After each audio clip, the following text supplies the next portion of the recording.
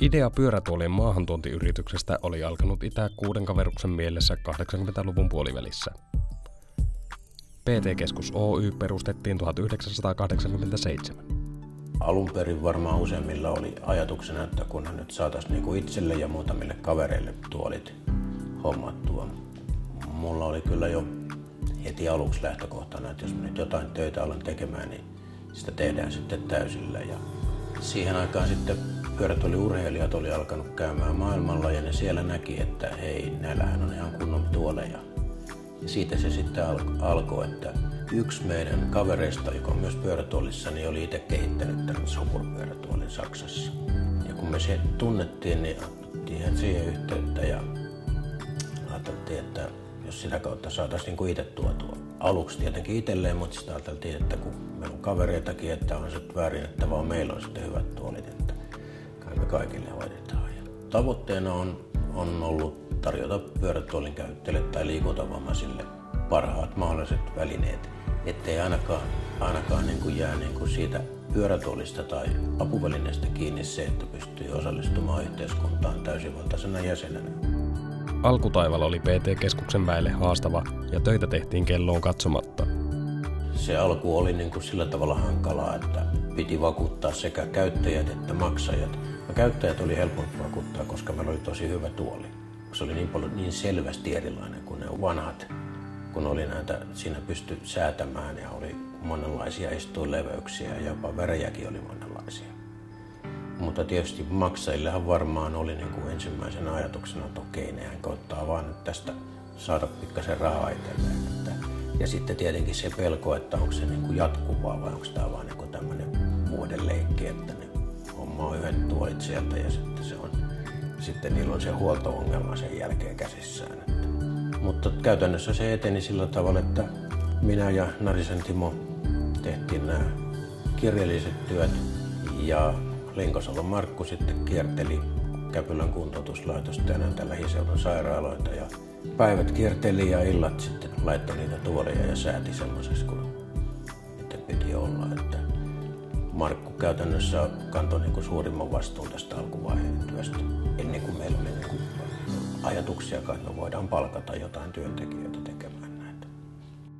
25 vuodessa PT-keskus on kehittynyt ja kasvanut. Henkilöstön määrä on ollut jatkuvassa nousussa ja työntekijöiden vaihtuvuus on hyvin pientä. Joo, olen ollut 23 vuotta PT-keskuksessa tai nyt syksyllä tulee 23 vuotta täyteen ja on ollut sitten, voisiko sanoa, kaikissa mahdollisissa tehtävissä, kun ollaan niin kuin pienistä lähdetty kasvamaan ja meitä oli varmaan 4-5 silloin kun mä aloitin ja nyt meitä on sitten jo lähemmäksi 20, että on ollut niin kuin hyvin monipuolisesti ja päässyt erilaisten ihmisten kanssa tekemään. Apuvälinetyöhön ei varsinaista omaa koulutusta ole.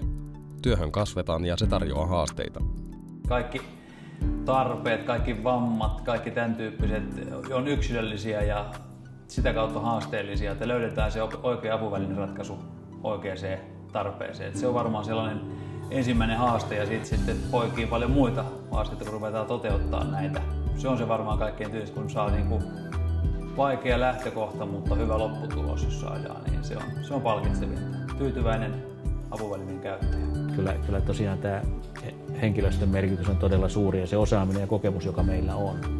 Ja itse asiassa kun me on tässä rekrytoitu ihmisiä, niin se on suuri haaste löytää oikeita ihmisiä. Että se on ehkä yksi lähitulevaisuuden suurimpia haasteita niin kuin tässä kasvussa, että löytää uusia ihmisiä, koska me tarvitaan niin kuin nuoria ihmisiä alalle, joilla me voidaan sit siirtää tätä kokemusta, jota meillä on, koska tietysti meillä sitten toisesta päästä ikäännytään. Me haemme sellaista 20-30% vuosikasvua tässä tuleville vuosille ja itse asiassa liki samaa vauhtia me on kasvettu tässä vähän vuosittain vaihdellen, mutta ala varmaan sinällään kasvaa, eli tämä ikääntyvien ihmisten lisääntyvä määrä niin tuo alalle varmaan sinällään kasvua ja tietysti siitä kasvusta Suomessa PT-keskus meinaa ottaa niin kuin suhteessa vielä isomman siivun kuin muut. Et meillä on riittävä ammattitaito palvella ja löytää ne ratkaisut ja hyvät tuotteet. Ala kehittyy kovaa vauhtia ja uudet teknologiat näkyvät myös apuvälineissä. Kyllä me tietysti tällaista high-techia, eikä kaiken aikaa katsomme ja seuraamme, että missä se menee, ja varmaan sillä puolella on niin kuin tulevaisuutta kanssa. Ja sitten ne henkilöt, jotka on tässä niin kuin tietokoneiden ja kännyköiden maailmassa kasvanut, niin varmaan pystyy myös sit niin kuin käsittelemään ja toimimaan niin kuin entistä enemmän monennäköisten laitteiden kanssa, jossa sitten on jo hyvinkin korkeaa tekniikkaa.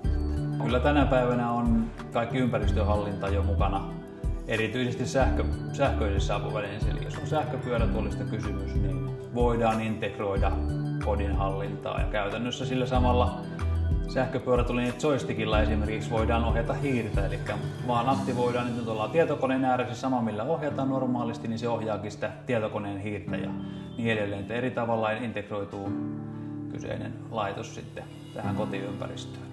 Onhan se tietysti laitteen toiminnan kannalta erityisen tärkeää, että se huolto- ja varaosapuoli pelaa. Eli jos laitteeseen tulee jotenkin ongelma, niin tietysti se saadaan mahdollisimman sujuvasti korjattua, ja toisaalta myös semmoinen jatkuva säännöllinen huolto on tarpeen, että se apuväline on koko ajan luotettava, toimintavarma ja sitä kautta turvallinen käyttää. Mutta ilman muuta siihen panostetaan meilläkin paljon, että meillä on kunnollinen huoltoverkosto ja osaava huoltoporukka, joka tuntee tuotteet ja pystyy tarvittaessa sitten nämä huollot hoitamaan.